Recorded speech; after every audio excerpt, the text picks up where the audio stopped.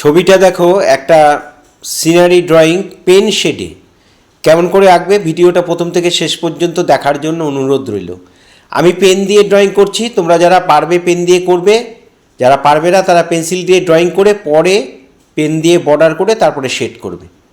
দেখো এখানে আমি পেন দিয়ে ড্রয়িং করলাম, পরপর ঘরটাকে এঁকে দিলাম, সামনে একটা ব্যালকনির মতো রয়েছে বারান্দার মতো, সেটাও এঁকে দিলাম, একটা ছাউনি দেওয়া বারান্দা। এই সাইডের ঘরটাও একটু অন্য টাইপের, একটু স্টাইলিশ ঘর আর কি, সেই পাশে একটু বাড়ানো আছে সেটাও করে দিলাম। এবার এখানে একটু জঙ্গল করে দিলাম, সামনে একটা রাস্তা করে দিলাম। এখানে জলাশয়ে নামার একটা সামনে নদী চলে গেছে, সেই নদীটা এঁকে দেবো। এখানে একটু জঙ্গল করে পুরো জায়গাটা কভার করলাম। এখানে পেছনে আরেকটা ঘর দিয়ে দিলাম, একটা গাছ দিয়ে দিলাম। এই ঘরটার পেছনে একটা গাছ এঁকে দিলাম।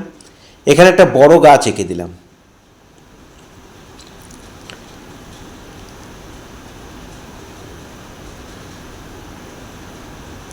আর এখানে একটা সাঁকো এঁকে দিলাম, যেটাকে ব্রিজ বলি আমরা। এরকম একটা ব্রিজ বানানো রয়েছে কাঠের, যেটা দিয়ে পারাপার করা যাবে। সামনে রাস্তা। এবার আমি শেড করব। শেডটা কেমন করে করব দেখো, পেন দিয়েই শেড করছি, পেন দিয়ে ড্রয়িং করেছি, পেন দিয়ে শেড করছি। উপরের দিকে হালকা ছিল, নিচের দিকে আস্তে আস্তে ডিপ হচ্ছে। যত ডিপ হবে তত পেনটাকে একটু বারবার বেশি করে চালাবে। আমার ডান দিক থেকে আলো পড়ছে, তাই সমস্ত ছায়াগুলো, ডিপগুলো বাঁ দিকে পড়ছে। ডান দিক থেকে আলো পড়ছে তাই বাঁ দিকে পড়ছে। গাছের ওপর দিকটা লাইট হচ্ছে, নিচের দিকটা এসে ডিপ হয়ে যাচ্ছে। এখানে ঘরের মধ্যে শেড দিয়ে দিলাম। ঘরের দেয়ালটাও তাই, আমার ডান দিকের দেয়ালটা একটু হালকা হবে। চালের মধ্যেও শেড দিয়ে দিলাম, আর চালের নিচে একটু ডিপ করে দিলাম যাতে চালটা দেয়ালটা আলাদা বোঝা যায়। এই দূরের ঘরটা, এখানেও দূরের ঘরটা শেড করে দিলাম।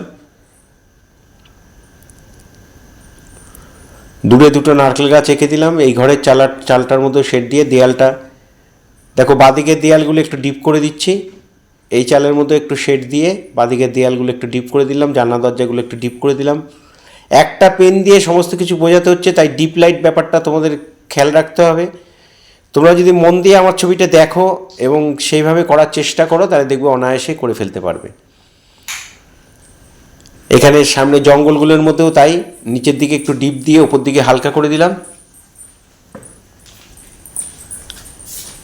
আর এই সাঁকোটা পারাপার মানে যার মধ্যে রয়েছে কতগুলো খুঁটি এঁকে দিলাম।